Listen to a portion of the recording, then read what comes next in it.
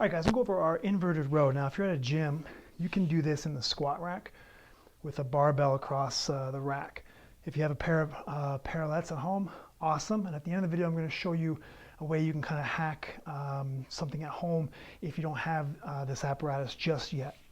Okay, so with our inverted row, come underneath and go in a tabletop position. So you're going to bring your body off the ground. A couple things to think about here. Now, first thing is I'm going to initiate the movement by retracting my shoulder blades and then pulling myself up. Okay, so before I even do that, though, I want to make sure I'm in good spinal alignment. So from here, double chin, rib cage, pull down the belt buckle. Belt buckle is going to come up the rib cage and go into that posterior pelvic tilt. So you should have a straight line between the knees, hips, and shoulders, even through the crown of the head. So just one more time here. I'm going to come out of my pelvic tilt and then go into it. Okay, so already my core is nice and tight. From here, just like I mentioned, I'm going to bring the shoulders down away from the ears. I'm going to squeeze the shoulder blades together. That's going to initiate my movement, and then I'm going to come up, squeeze the shoulder blades together.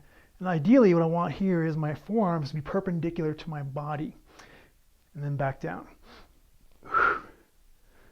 Now, when you come up, you only need to come up so your upper arm is parallel to the ground. You can go a little further, but just want to make sure you don't go as far that your shoulders start to round forward. Okay, so I want to make sure your shoulders are pulled back, and this is a good safe position to be in. Core is nice and tight. Lower yourself down slowly. Okay, now if you're at home and you have two like dining room chairs, you're going to face them away from each other. So the seat would be right here. Place a broomstick on top. Hopefully you don't have a rounded dining room chair. You have something that has two edges on it, so you can maybe secure your broomstick of some sort or dowel in the middle of it. And then from here, come underneath. Now make sure it's safe. Play around with it a little bit to kind of see where your hand position should be. You don't want to have the chairs too wide, otherwise the chairs are going to fall inward on you. So I just have the chairs basically just outside my body, and from here, I can do the exact same thing.